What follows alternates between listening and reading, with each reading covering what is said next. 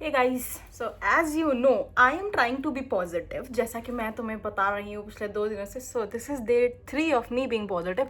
All दो मेरा बहुत तेज रिएक्ट करने का मन हो रहा था चीज़ों पे, but then I decided to talk with my very close friend rather than फालतू में ओवर रिएक्ट करने के, क्योंकि मैंने एक अच्छी चीज़ रियलाइज़ किया लाइफ में. आई डोंट नो तुम इस चीज़ से कितना रिलेट कर पाओगे. सो देखो, मेरे पास मुझे ना बचपन से दाने होते हैं, ठीक है. एक्चुअली बचपन ही कहते हैं उसको, ठीक. तो ये वाला दाना ना बहुत ज़्यादा ख़राब हो गया था. इफ़ यू सी मेरी थोड़ी पीछे वीडियोस तो तुम्हें दिख जाएगा, ठीक. तो उस वजह से मुझे अच्छा नहीं लग रहा था. एंड आई नो थोड़ा सिली है ये कि इस चीज़ को लेके, बट ठीक है, जब आपको चीज़ों से फ़र्क पड़ता है तो पड़ता है. तो नाखून बड़े हैं मेरे आजकल. तो मैं क्या करी थी ना, बार बार कि ऑब्वियस सी बात है, एक लेयर बनती है. अगर आप दाने को ज़्यादा छेड़ोगे ना तो लेयरिंग होने लगती है. तो उस वजह से मैं भी यही जो बार बार लेयर बन रही थी मैं हटा दे रही थी क्योंकि वो मुझे नहीं अच्छा लग रहा था दिखने में. बट देन बार बार वही सेम प्रोसेस हो रहा था. एंड मैंने सोचा कि ठीक है, कोई बात नहीं. तो अभी 4-5 दिन पहले जब ये चीज़ हुई थी, मैंने जब ये कर दिया था अपने नाखूनों से बुरा अपने दानों के साथ, तो मैंने सोचा था कि छोड़ो, now I will not touch it. जो अपना नॉर्मल स्किन केयर करती हूँ वो करूँगी एंड लेट इट बी. क्या ही हो गया. ऑल तो यहाँ मेरे दिमाग में देर वॉज एक कि है तो, but still I thought it's fine, कोई दिक्कत वाली बात नहीं. If I am unable to accept me तो मैं दुनिया से क्या ही एक्सपेक्ट करूँगी. और दुनिया कुछ भी सोचे उससे मुझे नहीं फ़र्क पड़ना चाहिए.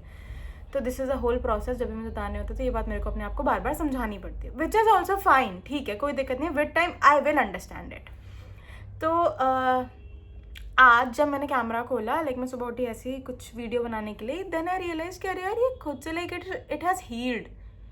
पहले जैसा बिल्कुल नहीं हो रहा. अगर तुम देखोगे ना, even I am able to say it. पहले तो मुझे ऐसे देखने में ही गंदा लग रहा था.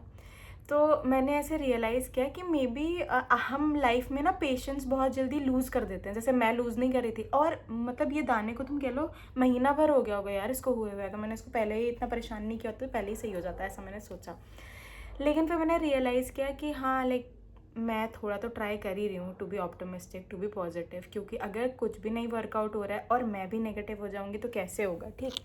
तो इस वजह से मैंने सोचा था कि ठीक है, आई विल बी पॉजिटिव. और क्या है, दाना है, सही हो जाएगा.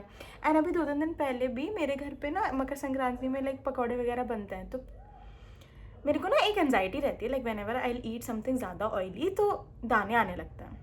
सो आई वॉज जस्ट सिटिंग और मैं खा रही हूँ, मेरे को लग रहा है ओ माई गॉड दाने होंगे. देन अगेन मेरा दिमाग ने खुद ही इस चीज़ को स्टॉप किया और ये था कि भाई तुझे पॉजिटिव रहना था ना, तो यहीं से शुरू कर ले, इसमें क्या बड़ी बात है. तो दाने नहीं होंगे अगर तू खा भी लेगी तो oily.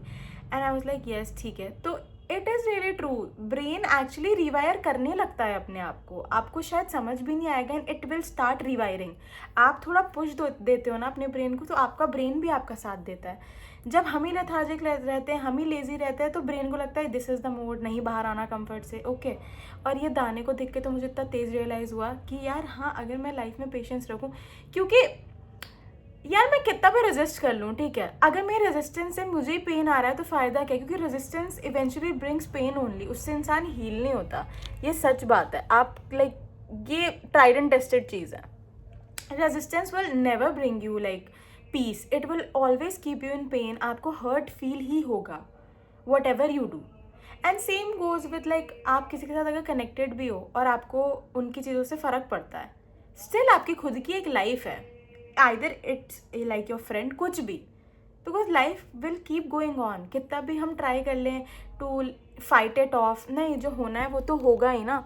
What ever we do it will eventually हमें ही अपना सब संभालना है. पेरेंट्स भी यार एक पॉइंट तक ही तो वो बेचारे सपोर्ट ही तो कर सकते हैं. क्या हम सब एक्चुअली में अपने पेरेंट्स को सब सच बता रहे होते हैं. बच्चा कमा भी रहा होता है ना, तो बच्चा अपने दुख दर्द अपने माँ बाप से ना वो करके रखता है, ये सोच के कि यार they have already done enough. And that is a normal thinking which most of the adults have. ऐसा नहीं है कि सब लोग ऐसा कि बोल देते हैं, बिकॉज ऑब्वियसली यार दे आर ऑल्सो एजिंग ना. ये सच्चाई है. अभी सच्चाई से कोई भाग नहीं सकता. तो कोई नहीं चाहता अपने माँ बाप को टेंशन में डालना कि क्यों टेंशन देनी है. सेम गोज अगर आपके फ्रेंड्स हैं या कुछ भी, या फैमिली भी तो यही करती है ना. हम जब बचपन में छोटे थे तो हमें प्रोटेक्ट किया गया ना. We were not actually told everything कि हाँ ये हो रहा है. क्यों? हमें प्रोटेक्ट करने के लिए कि ठीक है बच्चे का पीस खराब होगा. तो एक होता भी तो है, if they have protected our peace, now it's our chance to actually protect their peace. पूरा पॉइंट ही ये नहीं है. एंड देन फिर ये भी था कि हीलिंग एक्चुअली रिक्वायर्स पेशेंस. आप कितना भी ट्राई कर लो टू हील, ऐसे ही नहीं, रिएक्टिवनेस और इम्पेशेंट रहने से आप हील तो नहीं होगे.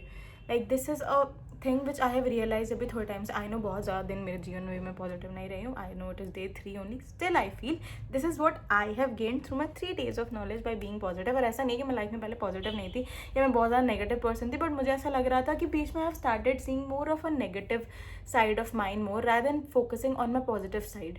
I felt that I used to be a very understanding person and I should continue being understanding, not at the sake of actually at my mental peace, but if me being not understanding is bringing me like chaos in my mind, so point क्या है फिर? अगर मैं नहीं understand करके भी chaos में ही हूँ तो फिर obviously chaotic ही रहना है, तो you have two way your options very carefully, जैसे मैंने वे आउट किए.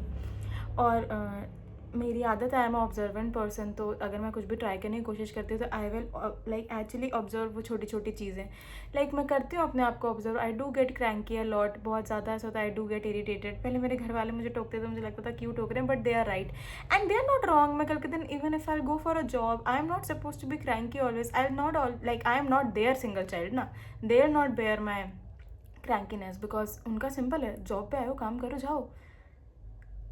Even if I start a business, still I need skills, still I need to do something. किसी भी जगह मैं चली जाऊँ, every place requires me to be patient, understanding and every good trait. Character wise, how will I enhance actually if I am not focusing on actually enhancing my characteristics life में? नहीं तो फ़ायदा क्या है? अगर मैं सेम ही हूँ, ठीक है, हो सकता है बचपन में ऐसा होता हो, लेकिन फिर विथ टाइम आप बच्चे तो नहीं हो ना.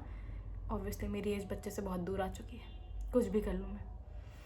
सो मैंने ऐसी चीज़ें सोची और फिर मुझे लगा कि हाँ ठीक है, मे बी और भी बहुत सारी चीज़ें जिसको लेके I do require healing and I will heal. Like मैंने अपने आप को ऐसी वो दी है कि यार देखो, अगर मैं एक छोटे से दाने को लेके इतना परेशान थी and when I started having my patience and it worked out for me, so life में मे बी हर चीज़ में यही होगा मेरे साथ. I just need to have थोड़ा सा patience. I need to weigh my options carefully. कुछ भी बिना सोचे समझे कर देने से just for the sake of being a rebel will not work out for मी.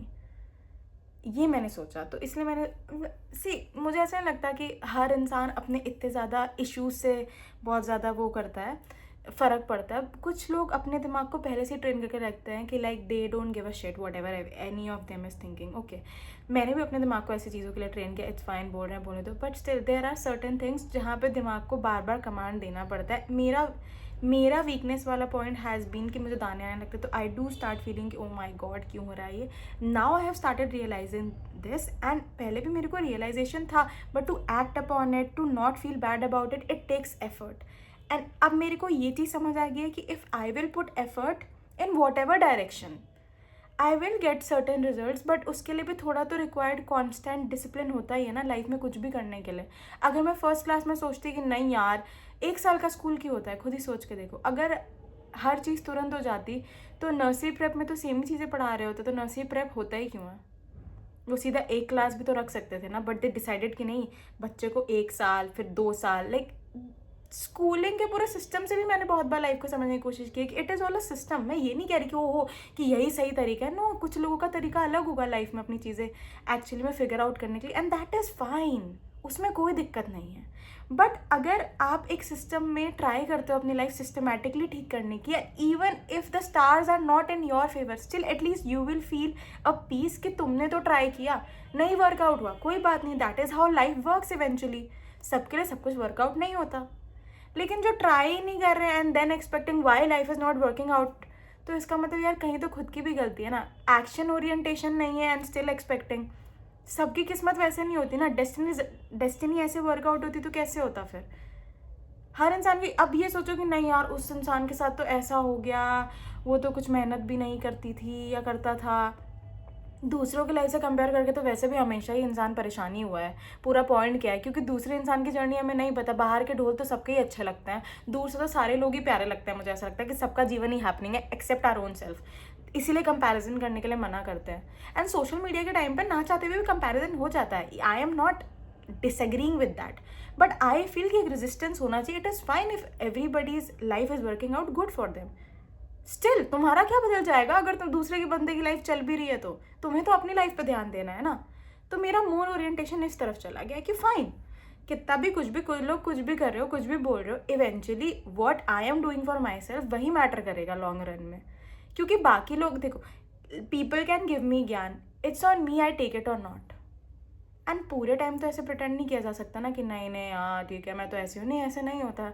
लोग सीखते हैं, लोगों के अंदर नहीं होती चाहत तो कोई बात नहीं, लोग जगाते हैं. लाइफ में कुछ करना है तो कुछ तो आपके अंदर, सबके अंदर पैशन नहीं होता, उसकी ज़रूरत नहीं है. Everything doesn't require passion, it requires discipline. यही डिफरेंस होता है. जब आप डिसिप्लिन रहते हो, धीरे धीरे विद टाइम आप अपने आप को पुश करते हो किसी भी चीज़ के लिए. जरूरी नहीं है पढ़ाई, कोई भी skill, you need to be skillful आज के टाइम में. That is how life works and this is what I have learn. So guys, देख रहे हो ज्ञान का भंडार बढ़ गया मेरे जीवन में जब से मैंने पॉजिटिव रहना शुरू किया है. सो आई होप तुम्हें भी कुछ इंसाइट मिली हो मेरी इस वीडियो से. Do let me know in the comment section. Like, share, subscribe and comment. Bye. Thank you for watching.